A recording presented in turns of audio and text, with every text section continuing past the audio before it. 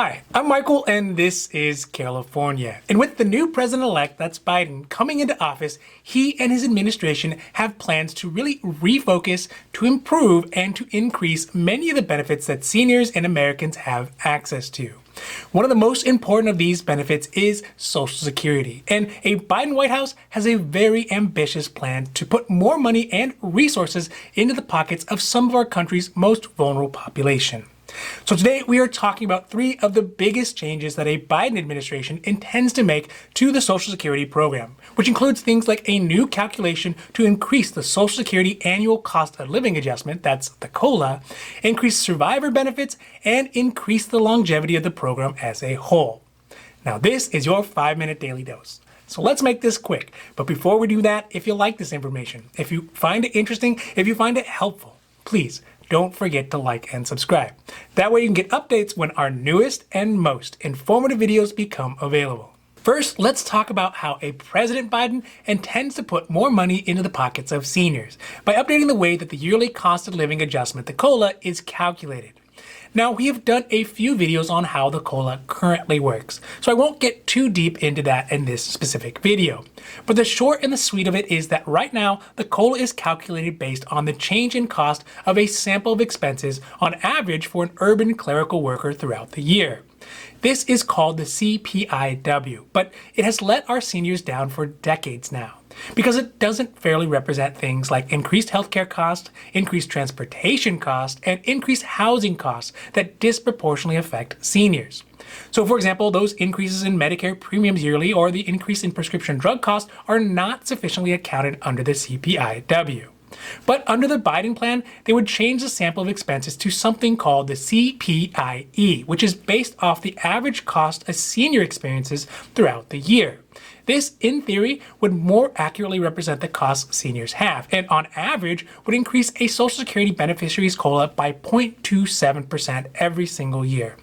Now, this isn't going to be much in the beginning, but compounded over multiple years, it'll really add up and make a big difference in a person's quality of life.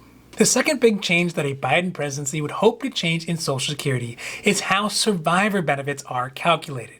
This too has long been a problem for Social Security beneficiaries who have a deceased spouse. Currently, under the Social Security rules, if a couple are both on Social Security and one of them passes away, then the surviving spouse is only able to choose to receive whichever benefit is higher, but they cannot choose to have both. This unfortunately can put the surviving spouse in dire economic straits because their monthly income is dramatically decreased. Under the Biden plan, the new survivor benefit calculation would take 75% of each spouse's Social Security benefits and put them together, giving the surviving spouse an option to take 100% of one of either of the couple's benefits or 75% of each, whichever is actually higher. This new change could put literally thousands of dollars into the pockets of surviving spouses each year, allowing them to continue to live in dignity even after their spouse has passed.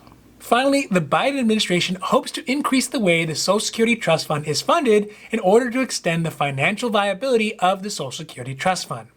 At the moment, under the current calculations, the Social Security Trust Fund will only remain solvent until 2035, when it will start to run out of money. Under the President-elect's plan, the taxes that working Americans pay into the Social Security Trust Fund would be extended. Right now, only the first $142,800 is taxed for the purpose of Social Security. Biden would change this formula to also include any income made over $400,000 a year, leaving a donut hole between $142,800 and $400,000 a year in income. But this donut hole would decrease every year until eventually 100% of earned income would be taxed for the purposes of Social Security. This change would be expected to extend the Social Security Trust Fund by 5 years to 2040. We've got to give it to the president-elect. He undoubtedly has intentions of making a big push towards improving some of the long-standing issues that Social Security has had. Also, it is very evident that the changes he intends to make are really geared towards assisting low-income Americans and senior populations who rely on Social Security to be able to survive.